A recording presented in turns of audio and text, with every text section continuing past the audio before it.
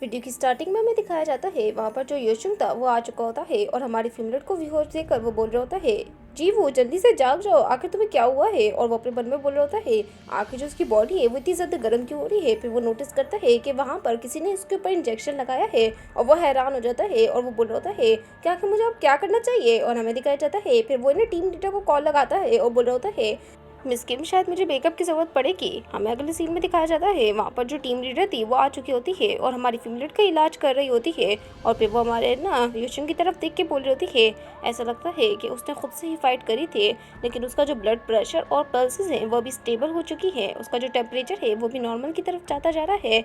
Seriously क्या तुमने मुझे इन चीज़ों के लिए कॉल करी थी? तुम्हारी कॉल की वजह से मैं बहुत ज़्यादा परेशान हो गई थी और मैं यही सोच रही थी कि तुम इतना ज़्यादा ओवर रिएक्ट क्यों कर रहे हो। वहाँ पर जो हमारा योशुंग था फिर वो माफ़ी मांगता है और बोल रहा होता है, मुझे ऐसा लगा कि कुछ मसला हो गया है और इसलिए मैं इतना ज़्यादा पैनिक कर गया।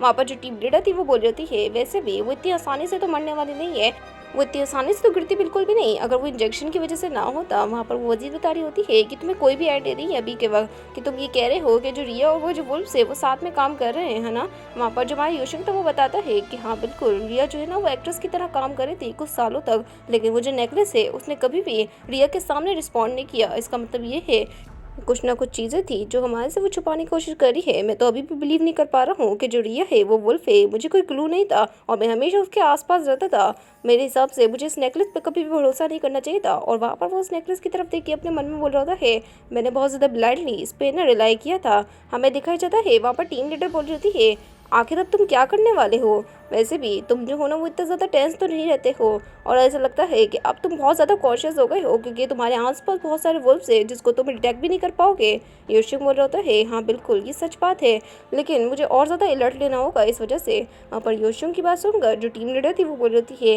ये अच्छी बात है कि तुमने सर्वाइव कर लिया और यही तुम्हारी ट्रेनिंग का पार्ट था। तो क्या तुम्हें याद है जो मैंने तुम्हें कहा था कि तुम जो ना अपनी चीज़ों का ख्याल नहीं रख सकते हो, अगर तुम्हें ना खुद ही मर गए तो तुम्हें किसी भी हालत में जिंदा रहना है। हमें दिखाया जाता है ट्रेनिंग का सीन जब जो योशुंग था ना वो 20 साल का था और वहाँ पर जो टीम लीडर थी वो बोल रही होती है, जल्दी उठो, मैंने तुम पे ना हल्का हाथ रखा था। वहाँ पर जो हमारा योशुंग था वो उठ जाता है। जो टीम लीडर थी वो बोल रही होती है, तुम बहुत ज़्यादा ऑब्वियस साउंड कर रहे हो, ह्यूमंस जो है ना वो कभी भी वेयरवुल्फ से जीत नहीं सकते हैं, तो तुम्हें अपने आप को और ज़्यादा स्ट्रॉन्ग करना होगा। हमें दिखाया जाता है दोनों की फाइटिंग शुरू हो जाती है। वहाँ पर वो जो टीम लीडर थी वो कौन सी बात है उससे ज़्यादा स्ट्रॉन्ग होती है और वहाँ पर वो योशुंग को लात मारती है, जिस वजह से योशुंग जो था ना वो अपना बैलेंस खा कर नीचे गिर जाता है। फिर यहाँ पर जो टीम लीडर थी वो बोल रही है, तुम्हें कभी भी हेजिटेट नहीं करना है जब स्ट्राइक करने का टाइम हो। अगर तुम्हारे पास चांस हो तो तुम्हें उस चांस को गंवाना नहीं है।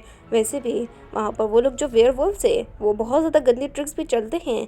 वो ये सब बता ही रही होती है, अचानक उसकी नजर जाती है कि वहाँ पर योशिक ने एक ग्लास का टुकड़ा उठाकर हमारे टीम लीडर के पेट के ऊपर लगाया हुआ है और वहाँ पर वो उसे गुस्से में देख रहा होता है। टीम लीडर जो थी ना वो बोल रही है, बहुत अच्छे, तुमने मुझे दोबारा से अपने आप के बारे में याद दिलवा दिया, तुम सच में एक हंटर बनने के लायक हो।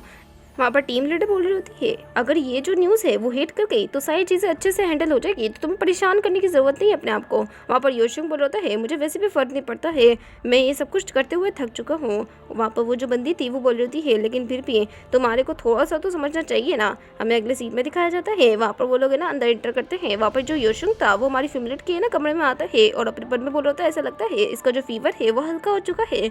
वो नोटिस कर रहा होता है कि हमारे फिमलेट को थोड़ी सी गर्मी लग रही है, इस वजह से वो उसके कपड़े ढीले करने के लिए जा रहा होता है, लेकिन वहाँ पर फिर वो नोटिस करता है कि वो क्या कर रहा है, जिस वजह से वो निकल जाता है उस रूम से और फिर टीम लीडर के पास आके बोल रहा होता है, ऐसा लगता है जीवू को अपने क्लोथ को चेंज कर लेना चाहिए।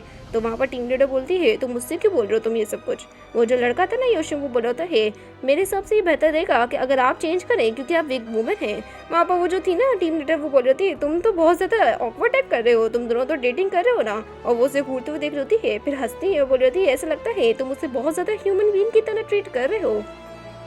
फिर वो बोलती है, अच्छा चलो ठीक है मुझे दे दो, वैसे भी मुझे फर्क नहीं पड़ता है। हमें दिखाया जाता है वहाँ पर वो है ना हमारी फिमलेट के रूम में एंटर कर जाती है और टीम लीडर जो थी ना वो हमारी फिमलेट को घूरते हुए देख रही होती है और फिर चाकू रख देती है उसकी गर्दन पर और अपने मन में बोल रही है, मेरे हिसाब से मुझे आज ही इसकी लाइफ को ख़त्म कर देना चाहिए, लेकिन फिर भी सारी चीज़ें जो है ना वो है ना बिखर जाएगी अगर मैंने ये सब कुछ किया।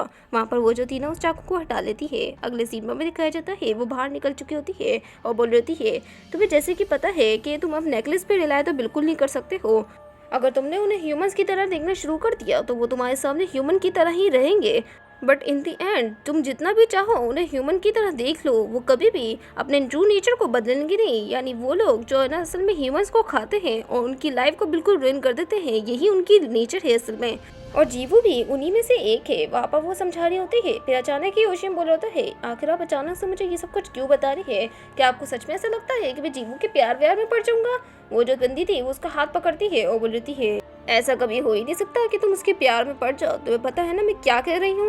वैसे भी ये तुम्हारे लिए बेहतर होगा अगर तुम उसके सामने सिर्फ एक्ट करो कि तुम दोनों जो हो ना वो सच में डेट कर रहे हो और तुम उसके सच में प्यार में हो। वहाँ पर वो जो था ना योशिंग वो बोल रहा है, आप अच्छे से घर जाइएगा। अगली सीबा में दिखाया जाता है वहाँ पर योशिंग अंदर आ जाता है और अपने मन में बोल रहा है, आखिर कौन कह रहा है कि मैं कंफ्यूज हो रहा हूँ। और फिर वो हमारी फिमलेट को हमें दिखाया जाता है जो उठ चुकी होती है और बोल रही होती है, मुझे बहुत ज़्यादा दर्द हो रहा है। फिर वो रिया को याद करती है और जल्दी से उठ जाती है और बोल रही है, मुझे अचानक ही इंजेक्शन लगा था, आखिर मैं कहाँ पर हूँ? आखिर मैं कितने टाइम से सो रही थी और योशिंग कहाँ पर है? हमें दिखाया जाता है योशिंग एंटर करता है और वहाँ पर वो उसके लिए खाने के लिए कुछ लाया होता है और बोल रहा है, हे जीवू क्या तुम ठीक हो? वहाँ पर जो हमारी जीवू थी वो बोल रही है, योशिंग आखिर क्या हुआ था? योशिंग बोल रहा है, हमने तुम्हारे फीवर को चेक कर लिया है, वो ठीक हो गया है। हमारी जो फेवरेट थी वो बोल रही है, आपका बहुत बहुत शुक्रिया। और अपने मन में बोल रही है, आखिर ये जो योशिंग नाम का बंदा है वो इतना ज़्यादा काम क्यों है इतने सब चीज़ें होने के बाद भी? फिर वहाँ पर वो जो होती है ना योशिंग से बोल रही है, वैसे भी मुझे माफ़ कर देना, मैं तुम्हारे घर में इधर उधर घूम रही थी। वहाँ पर जो योशिंग था वो बोल रहा है, तुम्हें इतनी ज़्यादा फिक्र करने की ज़रूरत नहीं है और माफ़ी तो बिल्कुल भी मत मानो। हमारी फेवरेट रिया के बारे में बता रही होती है कि मुझे पता नहीं था कि जो रिया है वो इस घर में छुपी हुई है और ये सब कुछ कर रही है। वहाँ पर जो हमारा योशिंग था वो बोल रहा है कि यहाँ पर कुछ र्यूमर्स है कि जो रिया है ना वो इलीगल ड्रग्स का इस्तेमाल करती है, शायद इस वजह से वो इस तरीके से मेरे घर में छुप गई होगी। हमारी जो फेवरेट थी वो अपने मन में बोल रही है, इसको सच में नहीं पता है कि वो आखिर किसके साथ डील कर रहा था, वो सच में एक फेयर वुल्फ है। लेकिन योशिंग जो है ना इन दोनों के बीच में फंसा हुआ है। फिर वहाँ पर वो योशिंग से माफ़ी मांगती है और बोल रही है, मुझे तुम्हारे घर में रहना नहीं चाहिए था, ये सब कुछ इसलिए हुआ है, मैं तुम्हारे जो सारे डैमेजेस हुए ना उसको इन्हें ठीक कर दूंगी। वहाँ पर योशिंग जो था ना वो हंसता है और बोल रहा है, तुम मुझे जानती हो है ना, वैसे भी मैं तुम्हारे को सच में समझ नहीं पाता हूँ कभी कभार जीवू, तुम ऐसा करती हो एक्ट के जैसे तुम मेरे आसपास है ना बहुत ज़्यादा खुश हो। लास्ट टाइम इस घर से जब चले गया था तो तुमने मुझे वापस बुलाने की कोशिश करी। हमारी जो फेवरेट थी वो बोल रही थी, ऐसा कुछ भी नहीं है, मैं बस है ना सारी जो मैस हुआ था ना उसे ख़त्म करने की कोशिश कर रही थी और मैंने ये मैस कॉज किया था। वहाँ पर जो हमारा योशिंग था वो बोल रहा है, मुझे सारा बर्डन लेने दो, तुम्हें ये सब कुछ करने की ज़रूरत नहीं है। और फिर वहाँ पर हमारी जो फेवरेट थी वो नोटिस करती है ये कितना ज़्यादा क्यूट है और अपने मन में बोल रही है, शायद ये ठीक ही कह रहा है। वहाँ पर योशिंग अपने मन में बोल होता है, ये थोड़ी सी अनकंफर्टेबल हो रही होगी क्योंकि मैं एक ह्यूमन हूँ जो वेयरवुल्फ के साथ है ना इन्वॉल्व हो रहा है। फिर वहाँ पर उसका हाथ पकड़ता है और बोल रहा होता है, मैं फिर भी तुम्हारे को दूर नहीं जाने दूंगा क्योंकि मुझे तुम्हारी ज़रूरत है। फिर वहाँ पर वो बोल रहा होता है हमारी जीवू से, चाहे कुछ भी हो जाए जीवू अपने आप को है ना तकलीफ मत पहुँचाना और फिक्र नहीं करो, सारी चीज़ें हम दोनों साथ में मिलकर ठीक करेंगे। हमारी जो जीवू थी वो भी बोल रही है, हाँ बिल्कुल। और अपने मन में बोल रही है, योशिंग तो बहुत ज़्यादा क्यूट है जितना मैंने सोचा था। अगले सीन में जीवू को दिखाया जाता है जो वहाँ पर अपने आप को फ्रेश कर रही होती है और अपने मन में बोल रही है, मुझे कोई आइडिया नहीं था कि जो रिया है वो एक वुल्फ है और साथ ही एक मिक्स ब्लड भी है। लेकिन फिर भी उस वक्त रिया जो थी ना उसने बोला था, हमारी रिया के बात सुनाई जाती है जिसने बोला था कि मैंने उसे पहले ढूंढा था तो इसलिए मैं ही उसे चुराऊंगी और उसकी पावर सिर्फ और सिर्फ मेरी है। वहाँ पर हमारी जो जीवू थी वो अपने मन में बोल रही है, मुझे जल्दी से घर जाना चाहिए। फिर वो हमारे ना योशिंग के कपड़े जो पहने हुए थे ना उसको स्मेल करने लग जाती है और बोल रही है योशिंग से, योशिंग तुम्हें पता है कि मेरे कपड़े कहाँ पर है? फिर वहाँ पर वो योशिंग को नोटिस करती है जो असल पे काउच पे बैठकर सो रहा होता है। योशिंग के करीब आती है और अपने मन में बोल रही है, ये कितना ज़्यादा प्यारा लगता है सोते हुए, मेरे हिसाब से मुझे इसे ब्लैंकेट पहना देनी चाहिए। वहाँ पर वो पहनाने लगती है लेकिन अचानक हमें दिखाया जाता है योशिंग जो था ना उसका हाथ पकड़ता है और वहाँ पर उसके ऊपर आ जाता है। हमें पास्ट का सीन दिखाया जाता है, एक गाड़ी में एक पूरी फैमिली बैठी हुई होती है और वहाँ पर लड़की जो थी ना वो बोल रही है, योशिंग सो रहा है तो भी इस तरीके से ना बोलना ही चाहिए। और वहाँ पर जो उसका हस्बैंड था उसे वो डांट रही होती है। हमें दिखाया जाता है ये योशिंग के मदर और फादर थे। फिर अचानक ही कोई चिल्लाता है जिस वजह से योशिंग की जो आंख थी वो खुल जाती है। सामने एक आदमी होता है जो बहुत तेजी से चिल्ला रहा होता है और हमें दिखाया जाता है उस दिन योशिंग की जो पूरी जिंदगी थी वो बदल गई, यानी उसके जो मदर और फादर थे उसको मार दिया गया। हमें दिखाया जाता है वहाँ पर वही जो आदमी था ना वो हमारे योशिंग के पास भी आ रहा होता है और हमारा जो छोटा योशिंग था वो बहुत ज़्यादा खौफ में होता है और अपने मन में बोल रहा होता है मुझसे दूर रहो। और हमें दिखाया जाता है ये वही सीन होता है जब जो हमारी फेवरेट थी वो उसे ब्लैंकेट पहना रही होती है और इस वजह से हमारा जो योशिंग था ना वो डर के मारे हमारी फीमेल के ऊपर आ जाता है और बोल रहा होता है तुम्हें मर जाना चाहिए, तुम मर क्यों नहीं जाते हो। फिर जब वो नोटिस करता है, जब हमारी फीमेल उसे बोलती है योशुंग आखिर तुम ये क्या कर रहे हो, हमारी फीमेल को देखकर वो उससे दूर हट जाता है और फिर उससे माफ़ी मांगने लग जाता है। योशुंग को देखकर हमारी जो जीवू थी वो बोल रही है मैं बिल्कुल ठीक हूँ योशुंग, लेकिन आखिर तुमने मेरे को इतनी ज़्यादा तेज़ी से क्यों पकड़ा था।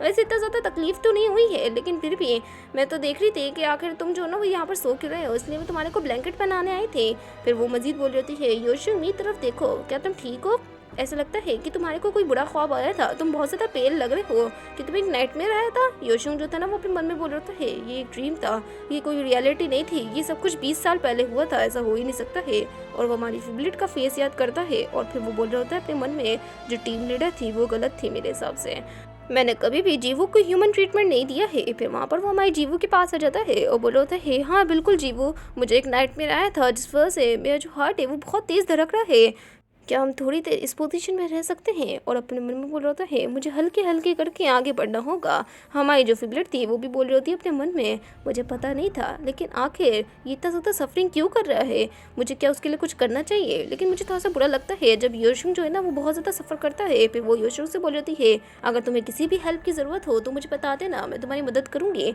योशुंग बोल रहा होता है आखिर तुम मेरी मदद कैसे करोगे। और वहाँ पर वो उसे देख रहा होता है। हमारी जो फेवरेट थी वो बोल रही है मैं तुम्हारे लिए किसी और बंदे को ढूंढूंगी जो तुम्हारे को है ना अच्छा सा फील करवाए।